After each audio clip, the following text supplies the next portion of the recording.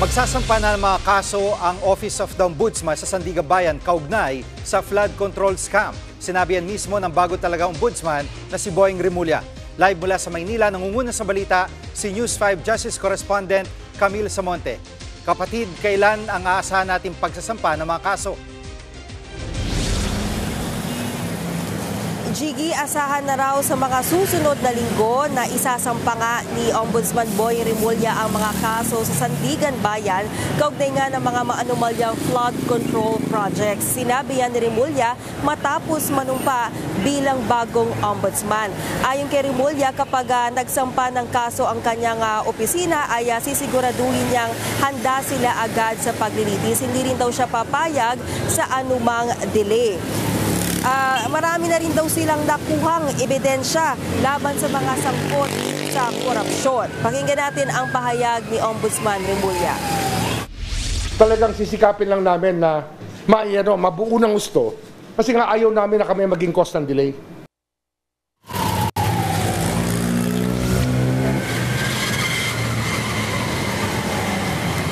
Jiggy, dagdag pa ni Rimulya, yung pagsasampa ng kaso ay hindi nakadepende sa mga personalidad, kundi sa mga ebidensya na makakalap. Wala rin daw siyang sasantuhin kahit pa kaanak, kaibigan o kaalyado niya o ni Pangulong Bongbong Marcos. Pakinggan natin ang isa pang pahayag ni Rimulya.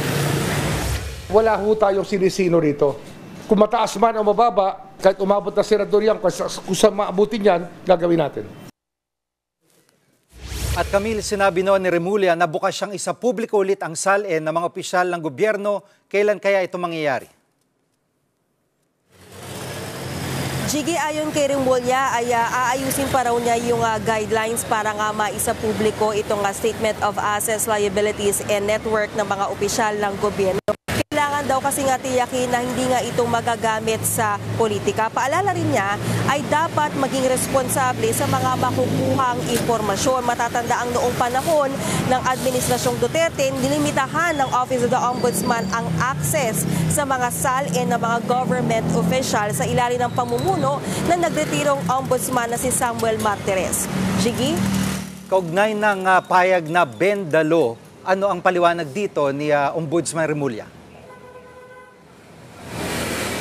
Jiggy, bago ko sagutin yung tanong na yan, bigyan ko muna ito ng konteksto nga dito sa sinabi ni Senator Erwin Tulfo. Sinabi niya kasi sa kanyang privilege speech na, I quote, "Sometimes you have to bend the law to please the people." End of quote. Ang pinatutong pa lang dyan ni Senator Erwin ay yung panawagan na isuko na ng mga diskaya sa gobyerno ang mga umano'y ninakaw nilang nang hindi dumadaan sa korte. Sinang-ayunan niya ni Ombudsman Rimulya sa isang panayam na umani ng batikos. Pakinggan natin ang paliwanag ni Ombudsman Rimulya. Bending the law but not breaking the law. Diba? Ano yan eh? It's a figure of speech. That is the entitlement of the senator who asked me that question. But I made sure that he's not asking me to break the law. Jiggy, ayon kay Rimulya ay pag-uusapan pa nila ni Pangulong Bongbong Marcos kung sino yung pwedeng pumalit sa kanya bilang kahilihim ng Department of Justice. Nakaupo ngayon bilang officer in charge si Undersecretary Frederick Vida. Jiggy? Yan ang ulat ni Camille Samonte live mula sa Maynila. Mga kapatid, Jiggy Manikad po, pagdating sa mahalagang balita sa loob at labas ng bansa, dapat una sa lahat, mag-follow at mag-subscribe na sa social media pages ng News 5.